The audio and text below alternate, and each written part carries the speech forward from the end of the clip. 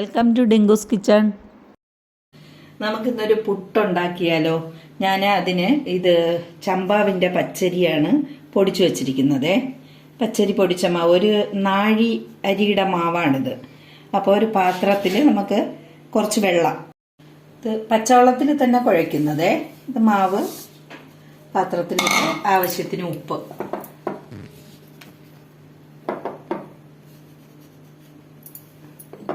പോയിട്ട് നന്നായിട്ട് കുഴച്ചെടുക്കാം.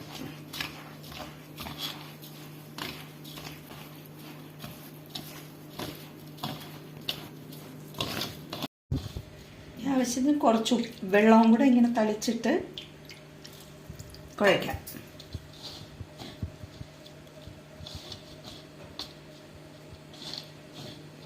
ഇതിപ്പോൾ മാവ് കുഴച്ചെടുത്തിട്ടുണ്ടേ. ഇനി നമുക്ക് പുട്ടുകുറ്റിയിലോട്ട് വരിയിടാം.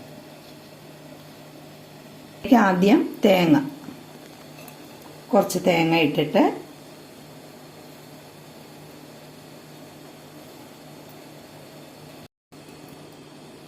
വീണ്ടും കുറച്ച് തേങ്ങ ഇടണം.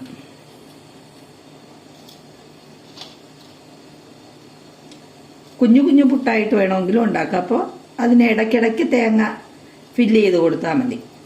ഇതിപ്പോൾ ഞാൻ 2 എണ്ണം ആക്കിയാണ് വയ്ക്കുന്നത്.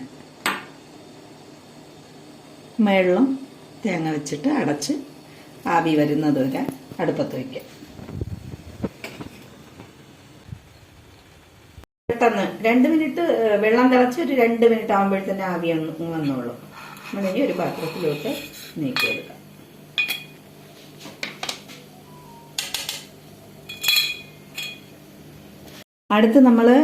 അടുത്തത് ഇടാൻ പോകുമ്പോൾ ഇങ്ങനെ ഡ്രൈ ആയിട്ട് ഇങ്ങനെ ഇരിക്കും മാവ്. അപ്പോൾ ചെറുതായിട്ട് വെള്ളം ഒന്ന് തളിച്ച് ഒന്ന് അടുത്ത കുറ്റിയിൽ വാരിയിടുമ്പോൾ ചെറുതായിട്ട് വെള്ളം ഒന്ന് തളിച്ച് ഇങ്ങനെ ഒന്ന് ഇതാക്കിയിട്ട് എടുത്ത് ഇടണം.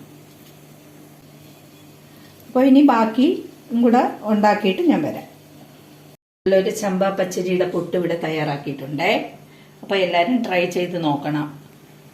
വീഡിയോ ഇഷ്ടപ്പെട്ടിട്ടുണ്ടെങ്കിൽ ലൈക്ക് ചെയ്യണം, ഷെയർ ചെയ്യണം, സബ്സ്ക്രൈബ് ചെയ്യണം. Okay, thank you.